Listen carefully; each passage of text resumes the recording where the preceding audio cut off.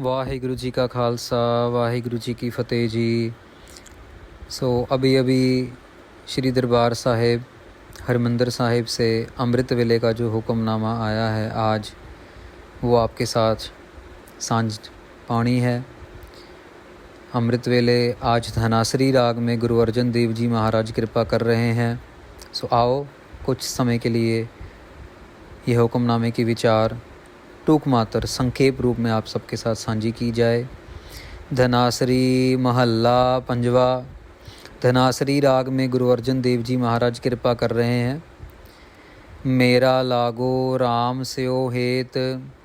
इस हुक्मनामे में गुरु अर्जन देव जी महाराज एक बहुत बड़ी शिक्षा दे रहे हैं, प्रेम भरी, और ऐसी शिक्षा कि समा भले जैसा मर्जी हो, हमारा जो विश्वास है वो परमात्मा के ऊपर ही रहना चाहिए, और अगर वो रहे तो उससे क्या होता है ये सिखा रहे हैं गुरु अर्जन देव जी महाराज आज।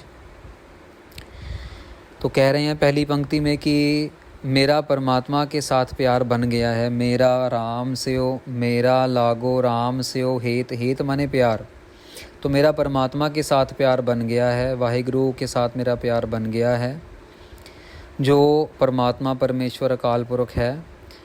सतगुर मेरा सदा सहाई, जिन दुख का काटया केत। जो वाहिगुरु है, अकाल पुरख है, परमेश्वर है, गुरु है, वो हमेशा हमेशा मेरा सहायक है। उस गुरु ने हमेशा के लिए मेरे लिए और हर एक मनुष्य के लिए जो वो दुख काटने वालों में से है, तो वो मेरा मददगार है। सतगुर मेरा सदा सहाई, हमेशा मेरा मददगार है, जिसने मेरा दुख जो है वो काटा है, क्योंकि उससे मुझे प्यार हो गया है। साथ संगत जी, जब हमें किसी से प्यार होता है ना, तो हम दिन रात सुबह शाम नहीं देखते। जब माँ को बच्चे से प्यार होता है तो माँ नहीं देखती कि मुझे सुबह सुबह उठ के बच्चे को स्कूल के लिए तैयार करना है, या जब माँ को बच्चे से प्यार होता है तो ये नहीं देखती कि मुझे हर एक रात को 1.5 घंटे बाद 2 घंटे बाद उठ के बच्चे को दूध पिलाना है, बच्चे की नैपी चेंज करनी है, बच्चे को नहलाना है, धुलाना है। सारा रात दिन शाम सुबह माँ बाप जब बच्चा छोटा नया जन्म लेता है तो उसका जो सेवा की जाती है वो बच्चे के प्यार के चक्कर में होती है। तो जब किसी से प्यार हो जाता है, बच्चे को माँ से प्यार है, बाप से प्यार है, माँ बाप को बच्चों से प्यार है, किसी को अपनी मकान से प्यार है, किसी को अपनी गाड़ी से प्यार है, वो गाड़ी को ही धोता रहता है, सुबह सुबह उठ के रोज़ गाड़ी को धोना शुरू कर देता है। किसी को अपने खिलौनों से प्यार है, किसी को अपने काम काज से प्यार है, किसी को अपने व्यापार से प्यार है। जिस चीज़ से प्यार है ना, वो उस प्यार के लिए किसी भी हद तक गुजरने को तैयार हो जाता है। तो गुरु महाराज ये कह रहे हैं कि मेरा प्यार है गुरु के साथ, और गुरु जब मुझसे प्यार में आ गया, जब मैं गुरु से प्यार में आ गया, तो उस हद में गुरु मेरा सारा का सारा दुख काट देता है। गुरु मेरा सारा का सारा दुख काट देगा, काट दे रहा है।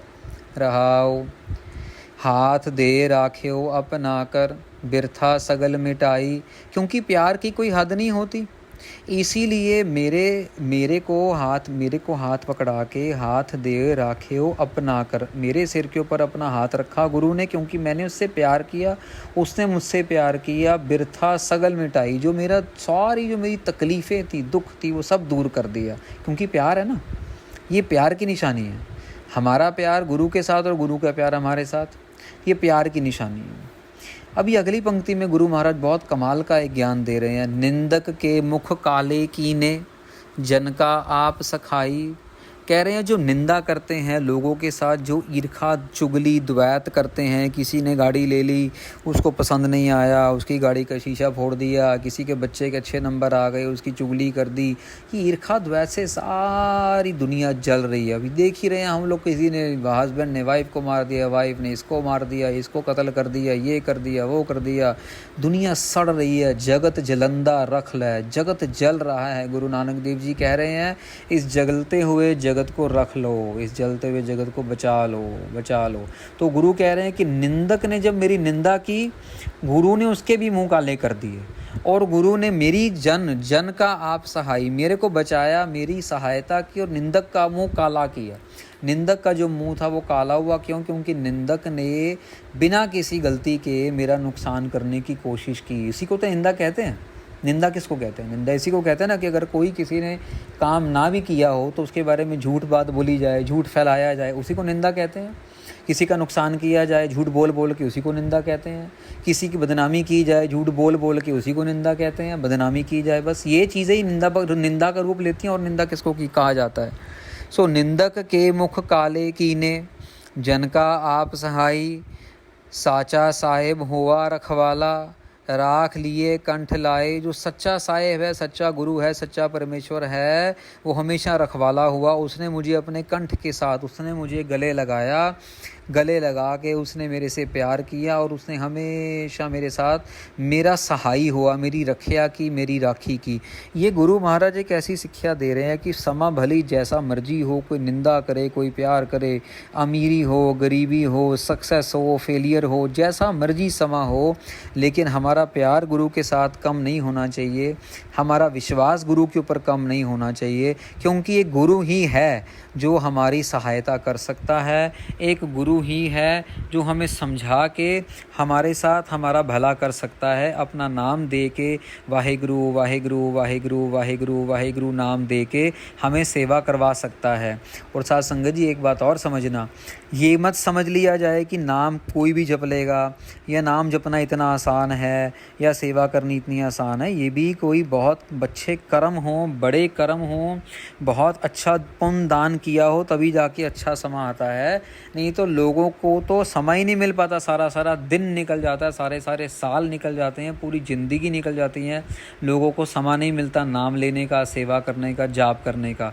तो ये मत समझा जाए कि अभी सेवा की, गुरु अर्जन देव जी महाराज ने सेवा की, गुरु ग्रंथ साहिब महाराज उच्चारण किया, लिखा, तो देखो उनको शहीदी भी देनी पड़ी। नहीं तो उनको क्यों शहीदी देनी पड़ती?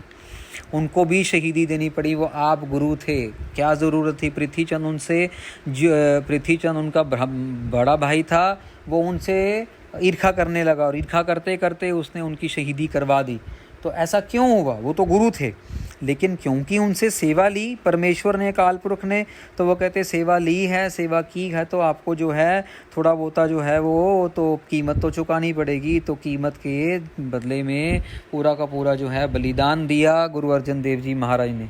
तो साथ संगत जी हर एक काम की कोई ना कोई कीमत है। वो न्यूटन का लॉ है ना, बच्चे पढ़ते हैं साइंस में, to every action there is equal and opposite reaction. अगर आप कोई एक्शन कर रहे हो तो उसका बिल्कुल सामने से ऑपोजिट रिएक्शन भी ज़रूर आएगा।